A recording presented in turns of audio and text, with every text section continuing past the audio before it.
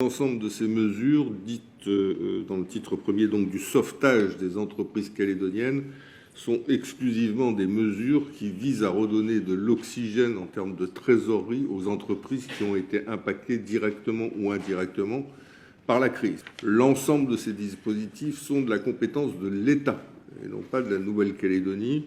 Quand on parle du dispositif des décrets des 17 juillet 2024 qui ont été pris par l'État, ils ont bien permis aujourd'hui l'attribution de 2,5 milliards d'aides, mais les conditions d'accès aux aides de ces décrets, les montants des aides qui sont attribuées ainsi que la durée sur laquelle les aides sont attribuées sont aujourd'hui jugées de manière unanime insatisfaisantes par l'ensemble des organisations patronales et des chambres consulaires. Il faut réviser les conditions d'accès à ces aides. Même chose en ce qui concerne le renforcement de l'accompagnement des banques, c'est de la responsabilité de l'État. Là aussi, un dispositif a été mis en place et ne sert à personne, ce qui est quand même remarquable.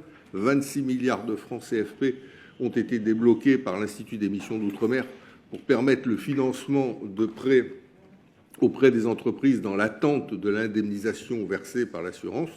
Sauf qu'aujourd'hui, il y a une vingtaine de dossiers en tout et pour tout qui ont été réalisés. Il faut réviser ce dispositif, c'est ce qui est demandé, de façon à ce que des prêts de trésorerie à taux zéro sur des durées de 12 à 18 mois puissent être accordés en l'état actuel des choses aux entreprises. Même chose en ce qui concerne les PGE. On demande à ce que la durée de maturité soit portée à 10 ans. On demande à ce que les entreprises détruites, qui n'ont plus d'activité, qui ont cessé leur activité pendant plus de 6 mois, soient exonérées du remboursement des PGE. Elles sont détruites. Comment vous voulez qu'elles remboursent les PGE? Et on demande de manière plus générale que le délai de remboursement de ces PGE soit reporté de 18 mois sans instruction particulière sur simple demande de l'entreprise. Et puis enfin, dernier élément, et ça relève de la compétence de la Nouvelle-Calédonie, mais ça ne peut être mis en place que si l'État le finance.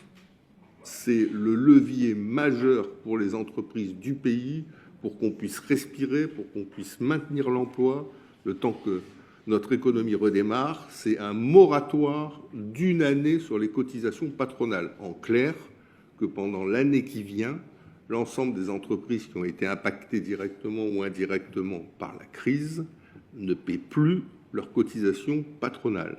Et au bout de cette année-là, à partir de ce moment-là, elles devront bien sûr les payer, mais sur un étalement qui pourra aller jusqu'à 5 ans.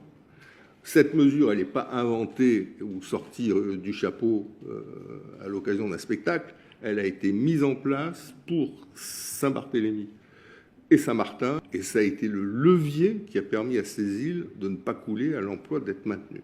Mais bien sûr, si on adopte ce dispositif de moratoire au sein du Congrès de la Nouvelle-Calédonie, il faut qu'on ait l'engagement de l'État, dans le cadre du plan quinquennal, de le financer. Ça, c'est vraiment la mesure la plus importante en termes de trésorerie qui doit être mise en place le plus rapidement possible. Nous avons des mesures qui relèvent de la Nouvelle-Calédonie, qui concernent des dégrèvements des taxes foncières pour les entreprises qui ont été détruites, non-fiscalisation des aides aux entreprises, de suspension temporaire des règles d'amortissement, aussi des mesures qui relèvent toujours de la Nouvelle-Calédonie, qui visent à faire en sorte que les entreprises ne soient pas pénalisées fiscalement par la perception de leurs indemnités d'assurance, donc la possibilité soit de les étaler sur 3 exercices, soit de les réinvestir dans l'entreprise, notamment en participant à une augmentation de capital de l'entreprise, qui peut inciter donc les fonds que ces entreprises vont percevoir à rester en Nouvelle-Calédonie et à ne pas aller, le cas échéant, sous des contrées où le soleil est plus brillant.